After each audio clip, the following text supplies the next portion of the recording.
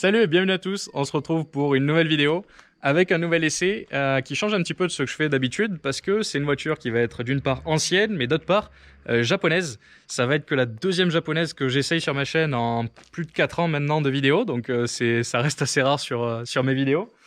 Et c'est une voiture qui est assez sympa, c'est une Toyota MR2 de 1991 avec un moteur 2 litres atmosphérique 4 cylindres qui développe 160 chevaux, donc pour une ancienne, c'est plutôt pas mal, sachant que les 160 chevaux de l'époque, c'est pas les 160 chevaux d'aujourd'hui.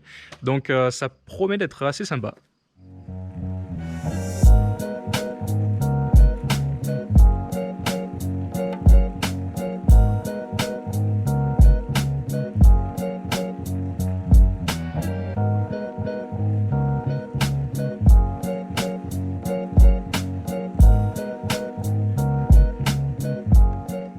Donc la MR2 de 1991, c'était une voiture qui était commercialisée en Europe. En France, on ne l'appelait pas la Toyota MR2, elle était vendue sous le nom de Toyota MR. On se demande bien pourquoi. C'est le seul truc de raté sur cette voiture, le nom. Et merde. Du coup, en France, elles étaient vendues sous l'appellation MR et non pas MR2. Mais celle-ci, elle a le badge MR2 parce que c'est une voiture qui a été vendue en France, mais qui était destinée au marché belge à la base.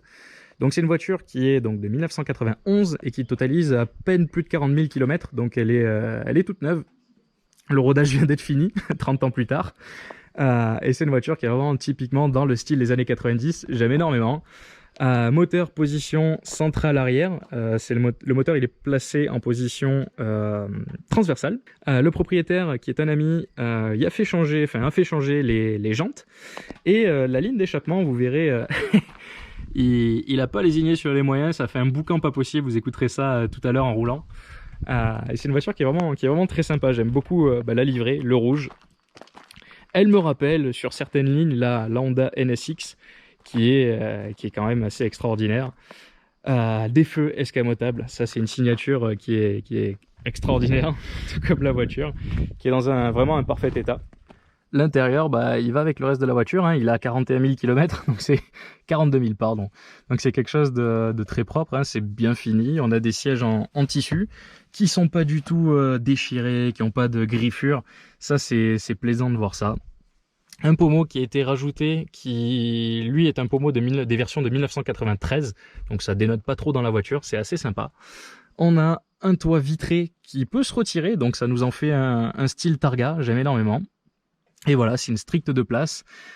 C'est un intérieur qui, a un petit peu vieilli par rapport au standard actuel, mais je trouve qu'il a plutôt bien vieilli. Tout tombe sous la main, tout est plutôt bien ergonomique, bien installé, tout est à sa place. Enfin, c'est à la japonaise, donc c'est vraiment très plaisant. Une très jolie voiture. Et j'ai hâte de la prendre en main, de monter derrière le volant, voir un peu ce que ça donne sur la route, parce que les japonaises, sur cette chaîne, c'est pas ce qu'il y a de plus commun, donc on va aller voir ça.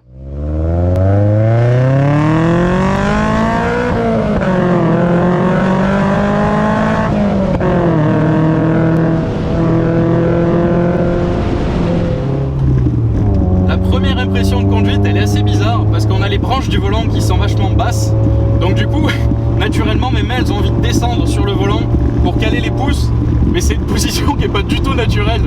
On a vraiment pour conduire normalement il faut il faut empoigner le cerceau avec les mains entières, c'est assez bizarre. La sonorité elle est très présente. Avec cette ligne d'échappement, c'est presque trop assourdissant quand on est à régime stabilisé. Mais bon, dans cette vidéo, on ne sera pas beaucoup à régime stabilisé. on a une voiture qui est très directe, elle est précise. La direction est pas du tout floue. J'avais peur de trouver quelque chose qui fasse un petit peu, vous savez, l'effet bateau, pas forcément bien suspendu, avec des petits soucis comme ça. Pas du tout, c'est une voiture qui est très bien équilibrée. On a une répartition des masses qui est vraiment intéressante. Le seul défaut entre guillemets,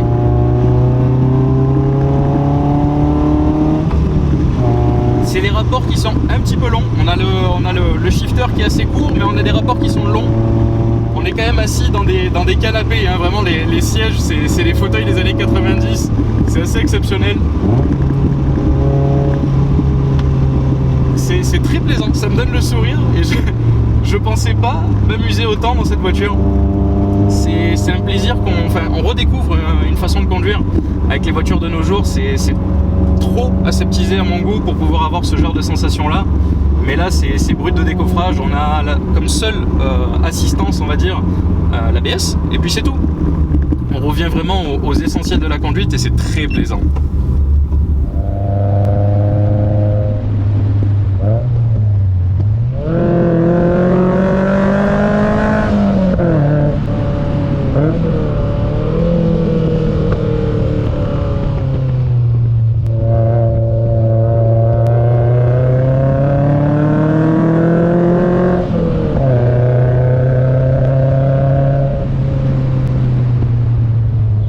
C'est pas 160 chevaux comme aujourd'hui, c'est beaucoup plus brut, c'est beaucoup plus, comment dire, rageux, on va dire, rageur.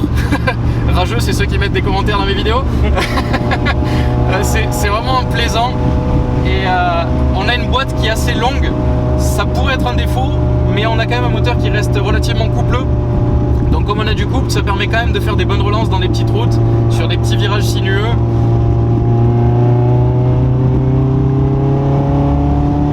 Écraser cette pédale d'accélérateur, écoutez ça.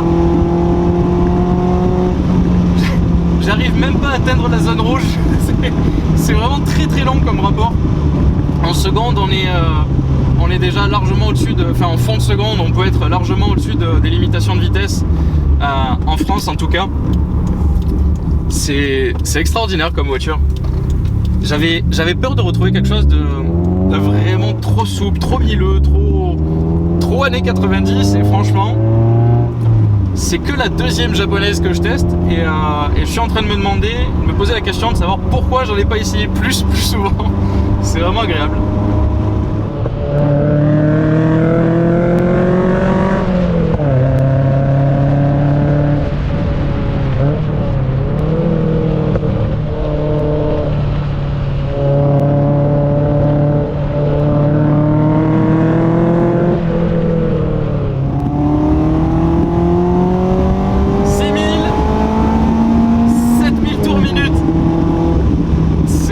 Extraordinaire, j'adore. C'est très pur, c'est très équilibré.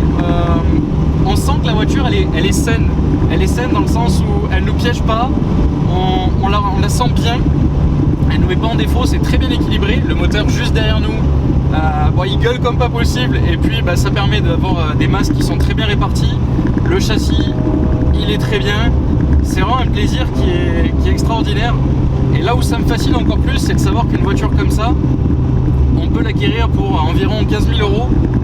C'est assez extraordinaire de se dire qu'on peut avoir un tel plaisir pour un prix assez contenu quand on sait que les voitures modernes qui vont faire des puissances ou qui vont offrir des sensations équivalentes, elles coûtent extrêmement cher. Et je trouve que dans les voitures modernes par rapport à celle-ci,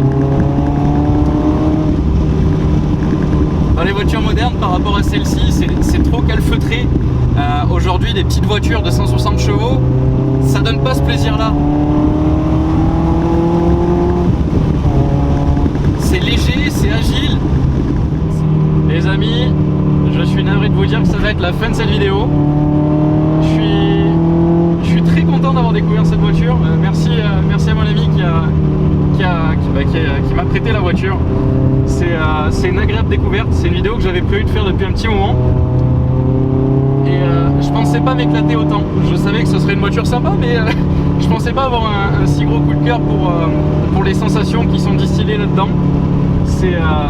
C'est très pur, c'est très agréable à conduire et c'est surtout une voiture qui est abordable. Et aujourd'hui, ça se fait de plus en plus rare. C'est un futur collector. Je pense que ça peut pas perdre en cote ce genre de voiture-là. C'est même tout le contraire. C'est extraordinaire. On va se faire un petit downshift.